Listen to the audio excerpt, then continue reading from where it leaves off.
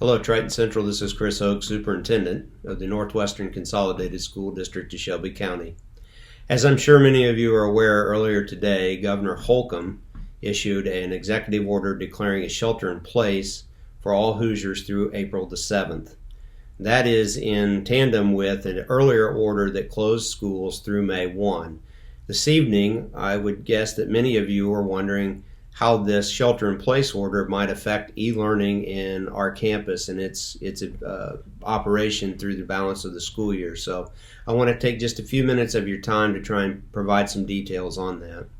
Let's start with the campus. The campus tonight, as it has been through spring break, is in a secured status. It's closed to visitors. In fact, there's a very small group of essential staff that are allowed on campus and have access, and we're going to continue to operate in that mode for the foreseeable future. That's a direct result not only of this shelter-in-place order, but quite frankly, the efforts by the governor and the federal government to use social distancing to slow the spread of the coronavirus. It disheartens me that we have to go to this mode, but I know that we must. This is a crisis, the national crisis that we're in, make no mistake.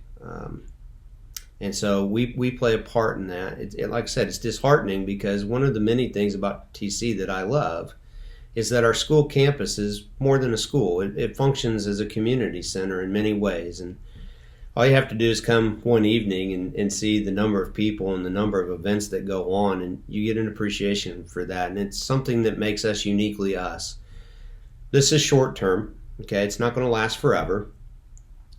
But it will last for the duration of this. And again, it's in support of those efforts, which only make good sense. Let's talk about e-learning.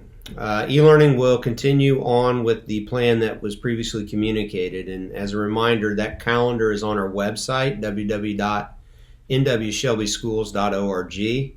Mondays and Fridays are non-instructional waiver days from the governor. Those are days in which your student will not have e-learning lessons that he or she are responsible for.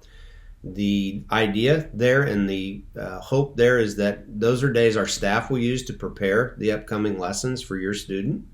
Tuesday, Wednesdays, and Thursdays will be e-learning days.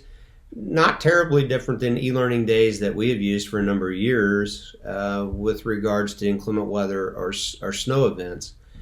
Now, fair to say, one notable difference here, and that is the duration of this. We're talking about 5 weeks to May 1, and that's very different than 1 or 2 days for a snow event.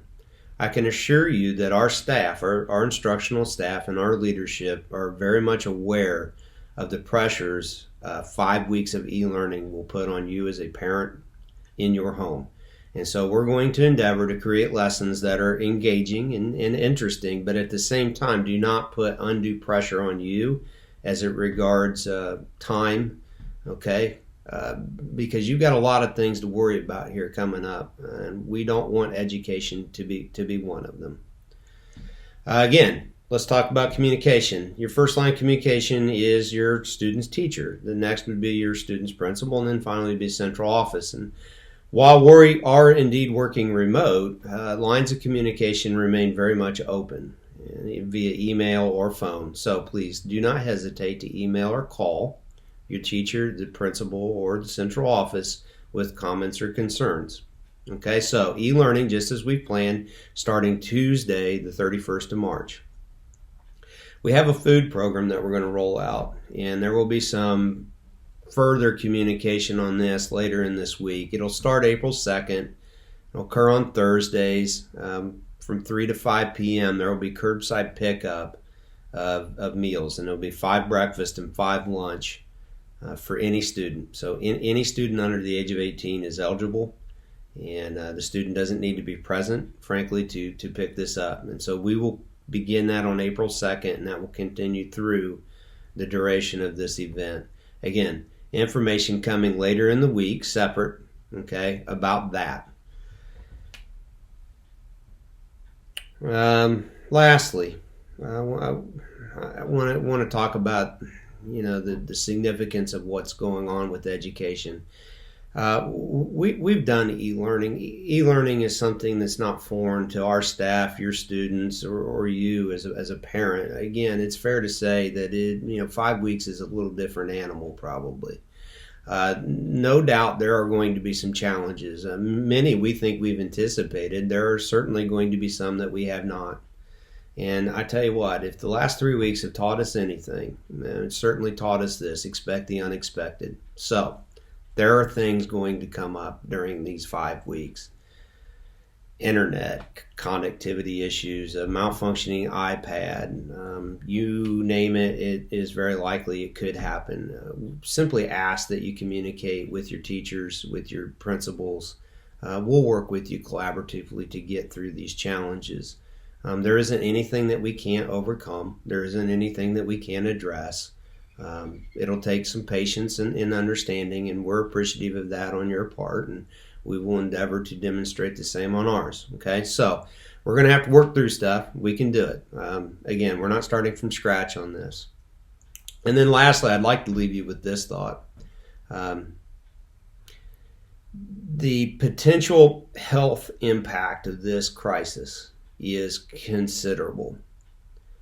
And we'll do our part as a school community to blunt that. And we'll do our part to mitigate the spread of this virus, like I said, with campus closures, etc. I would ask that you keep our state and national leaders in your thoughts and prayers as we together move through this event, because the greater impact is going to be economic and financial. It'll be considerable to our state, our local, and our national economies. And in fact, for many of us, it'll be immense. Unfortunately, for a few, it will be devastating.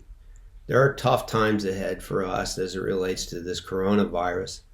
Education isn't going to be anywhere near the largest of our concerns. Okay, we know how to do it. You don't need to worry about your child's education. Worry about their health. Worry about your health, the health of your friends, your family, your neighbors. Don't worry about education. Okay, guys, we've got that part. We can do it. We can do it without any real issues. We know how to do it. So keep our leaders in your thoughts and your prayers. Keep your neighbors and your family and your loved ones in your thoughts and prayers. And together we'll get through this. Thank you for your time this evening. I appreciate your understanding and your patience. Good night.